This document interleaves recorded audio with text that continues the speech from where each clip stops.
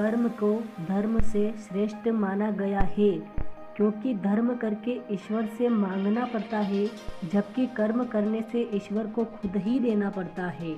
Hello friends, आपके अपने YouTube channel JP motivation में आपका स्वागत है।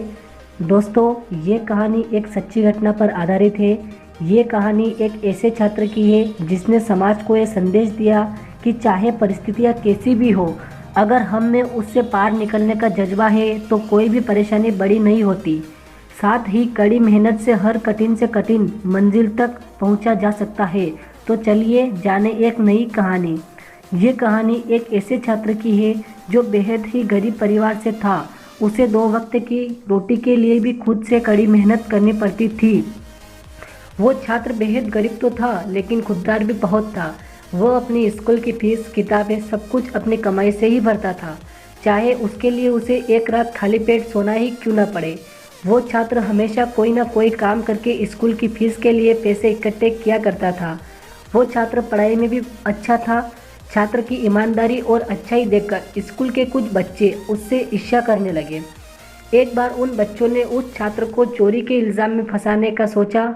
उन्होंने स्कूल के प्रिंसिपल से जाकर उस छात्र की शिकायत कर दी कि वो हमेशा दूसरों के पैसे चुराता है। पैसे चुराकर वो स्कूल की फीस भरता है और किताबें खरीदता है। बच्चों ने प्रिंसिपल से छात्र को उचित दंड देने के लिए कहा।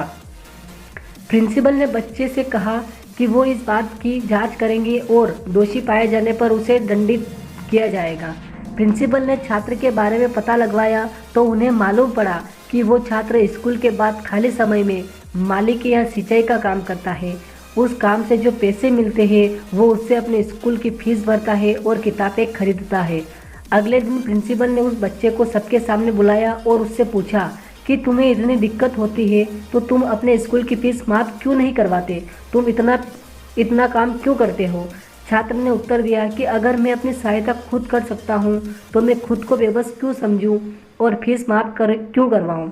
आखिर दूसरे बच्चे के माता पिता भी तो मेहनत करके ही फीस देते हैं, तो मैं भी मेहनत करके ही अपनी फीस जमा करता, इसमें गलत क्या है। वैसे भी आपने ही सिखाया है गुरुजी कि कर्म ही सबसे बड़ी पूंजी है। छात्र की ये बात सुनकर प्रिंसिपल का सिर गर्व से ऊंचा हो गया और दूसरे बच्चों को शर्मिंदगी महसूस हुई। जी हाँ, हम बात कर रहे हैं महान लेखक बंकिम चंद्र चट्टोपाध्याय जी की। बड़े होकर ये छात्र सदानंद चट्टोपाध्याय जी के नाम से जाने जाने लगे। सदानंद चट्टोपाध्याय को बंगाल के शिक्षा संगठन के डायरेक्टर का पद मिला था। दोस्तों, इस कहानी से हमें ये शिक्षा मिलती है कि हमें हमेशा अपने कर्म और अपनी मेहनत पर ही विश्वास रखना चाहिए। हमारे कर्म और हमारी मेहनत ही हमें सफलता दिलाती है और हमें बुलंदियों की ऊंचाइयों पर पहुंचाती है।